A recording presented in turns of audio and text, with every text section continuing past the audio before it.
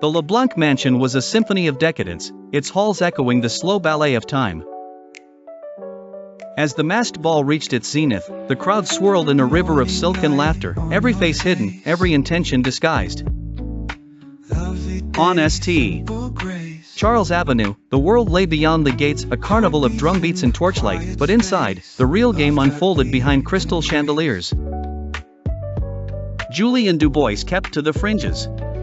He'd walked the city's rougher veins, survived alleys where masquerades meant survival, not spectacle.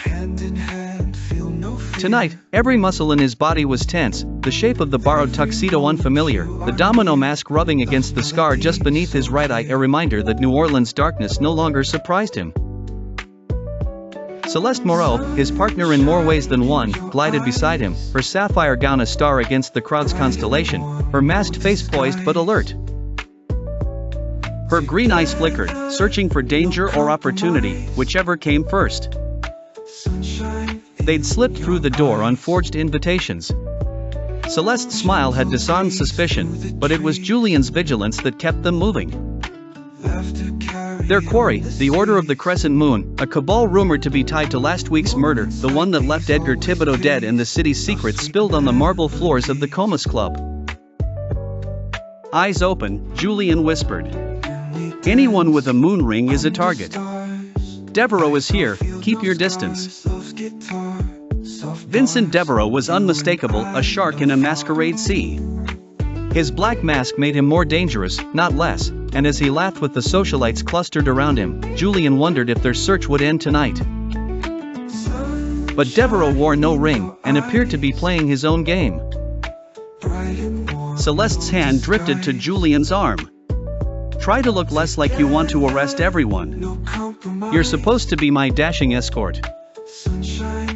Julien attempted a smile, but his mind raced. Then, he saw her, a flash of emerald silk slipping through the crowd. Margot Thibodeau, distant cousin to the murdered Edgar, was a legend at these affairs. Her Crescent Moon mask marked her allegiance, and her reputation as a cabaret singer meant she knew every secret traded over champagne and whispers. Margot sang, her voice threading through the quartet's waltz. Eyes followed her, including Vincent Devereaux's, whose impassive expression flickered in response to her arrival. They exchanged a silent look. Julien caught it, a crossroads moment. There, Celeste said, sharp as a dagger. Margot. She was at the last ball. She knows the order. Before Julien could act, a waiter pressed a folded note into his hand. The handwriting was elegant, the message chilling, leave the moon alone, or join its shadow. Celeste read it, her blood running cold. Someone knows we're here. Julien nodded. Or they want us to know. Stay close.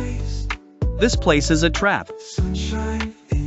Margot curtsied as her song ended, applause rising like thunder. Then she slipped toward a shadowed corridor, her mask glinting above her enigmatic smile.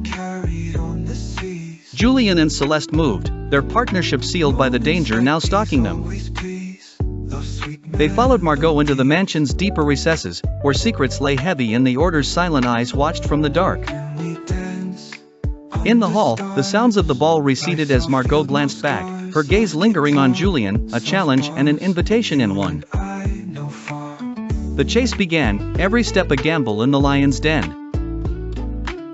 For Julien and Celeste, the night was far from over, and in New Orleans, the masks always hid more than faces. Midnight at the LeBlanc mansion arrives with the weight of exhaustion. The last guests, cloaked in lace and intrigue, drift toward the gilded doors, their laughter strained and brittle. Music fades, echoing down marble hallways, casting an eerie afterimage of grace. Yet amid the masks and murmurs, the real game is only beginning.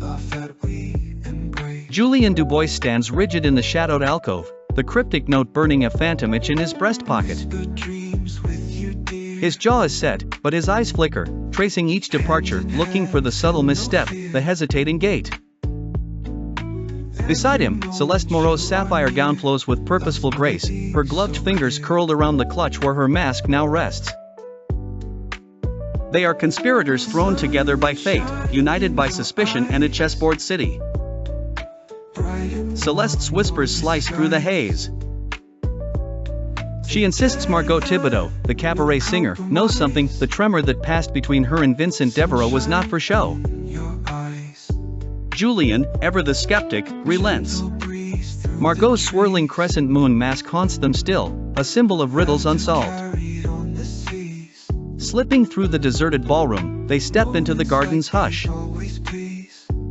Here, the scents are pure, jasmine and chilled air, far removed from the sweat and sweet fumes of the ball. The tension does not abate. Julian's hand, trained by years on the force, never strays from the revolver hidden at his waist. A shape, crumpled and unmoving, catches Celeste's attention first. Under the wan gaze of the courtyard lanterns, blood is black. The grotesque mask leers up at them, painted with flourishes of red and gold, a perverse echo of the night's revelry. The crescent moon motif shrieks accusation.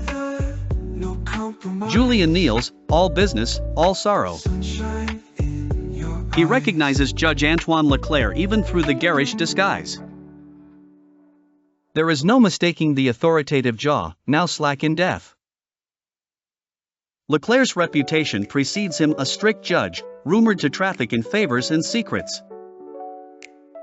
Now, he is the third of the city's high crust murdered within as many months, all at the height of society events, each marked with a mask. Celeste, steady despite her pale knuckles, opens her notebook.